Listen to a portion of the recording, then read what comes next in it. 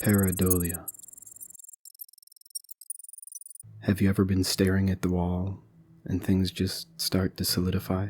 Shapes become congruent and you see it.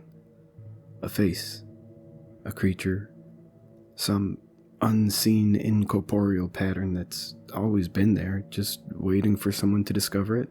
I'm sure you have. At least most of us have. Now, we can't be sure why this innate ability was burned into our genetic psyche, but I think I figured it out. Oh God. I think I figured it out. It started off small. I noticed what looked like a rodent of some sort on the bathroom wall in front of the toilet. Obviously nothing that anyone had ever seen before, but I thought it was kinda cute. A little weird, but cute. So, marking where I had noticed it, I went out to the living room and grabbed my sketch pad. Heading back to the bathroom, I just started to sketch out what I had seen.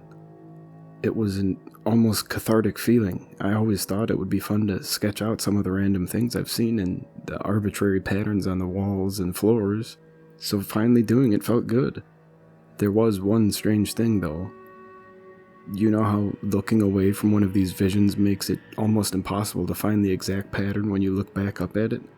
Well, as soon as I put ink to paper, it was like no matter how long I looked away, when I looked back up, it was like the creature had been outlined in an almost glowing black line, and every line I put on my sketch pad erased a bit of it, like it was transferring from the wall to my paper. But still I persisted. After a few minutes, there it was. A new frame that has never before seen the light of our world on its own, not lost in some random pattern on a bathroom wall. I was starting to feel a bit of pride for what I had done. I brought the pad back into the living room, set it back on the coffee table, and went to the kitchen to grab a drink, my mouth having felt strangely dry since this whole thing started. After downing a glass of water, I went back to marvel at my creation. But there it sat, lonely on the coffee table, not a pen stroke left on the page. I was so confused at first, I didn't notice it clambering up the wall to the open window. My creation. It was like a black void, a three-dimensional nothingness with legs skittering towards the outside world, and upon reaching the windowsill it stopped. Looking back at me, it gave a deliberate nod and jumped, escaping into the night. Collapsing to the floor, my mind racing, what had just happened? That couldn't possibly have been real, right? I couldn't blink. I hadn't the willpower to move. Deep down in my very core, I felt something. My lizard brain screaming that that thing should not have been let out. Yes, let out. That's what this is. Pareidolia. Things.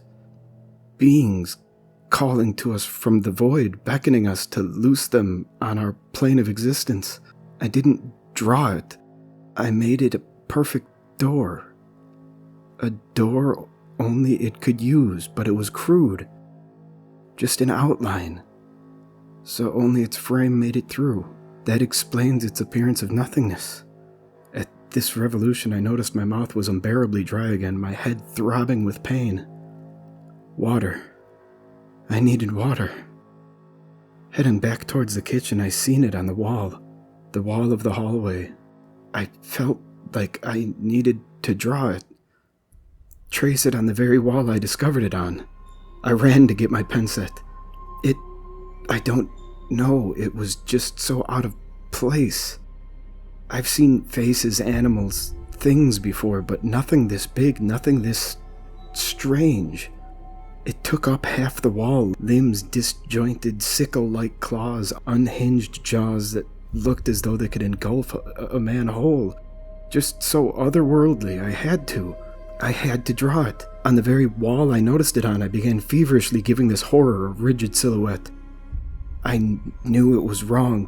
What I was doing was wrong, but my hands, my body was moving on its own at this point. Once the outline was finished, then came the details. Things I hadn't noticed before, but began to become apparent.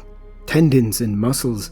Skeletal features visible through its obsidian skin, the horrid shine on its row after row of dagger-like teeth, its white gleaming eyes that look in no specific direction but see everything at once. Its body was an affront to the natural world. Its very existence scars our reality and warps my mind. The horror that I had just given life to, that I had pulled from the void and without thought shepherded into our reality, it's free now. I can hear the screams already. Run.